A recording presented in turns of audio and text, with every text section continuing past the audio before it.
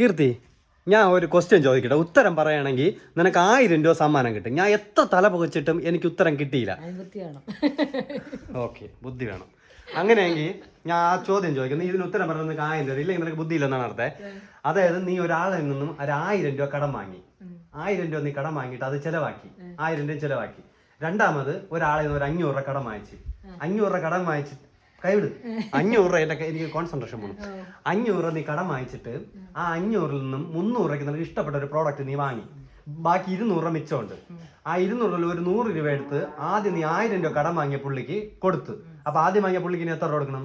900 രൂപ കൊടുക്കണം. 2000 രൂപ 500 വാങ്ങിയ പുള്ളിക്കും നീ 100 രൂപ കൊടുത്ത്. അപ്പൊ രണ്ടാമത് വാങ്ങിയ 500 രൂപയ്ക്കുള്ള പുള്ളിക്ക് എത്ര രൂപ കൊടുക്കണം?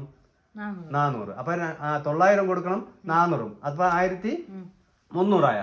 300 രൂപ ഒരു പ്രോഡക്റ്റ് നിന്റെ കയ്യിലിരിപ്പുണ്ട്, 1600 ആയ. നീ എത്ര കടം വാങ്ങിച്ചത്? 1500 കടം വാങ്ങിച്ച്, ബാക്കി 1600 ആയി. ആ 100 രൂപ എവിടെ നിന്ന് വന്ന്? ഭയങ്കര ബുദ്ധിമതിയാണ്. എവിടെ നിന്ന് വന്ന്?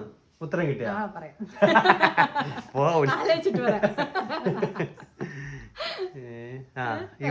ഈ ഉത്തരം നിങ്ങൾക്ക് അറിയാമെങ്കിൽ നിങ്ങൾ കമന്റ് ചെയ്യും.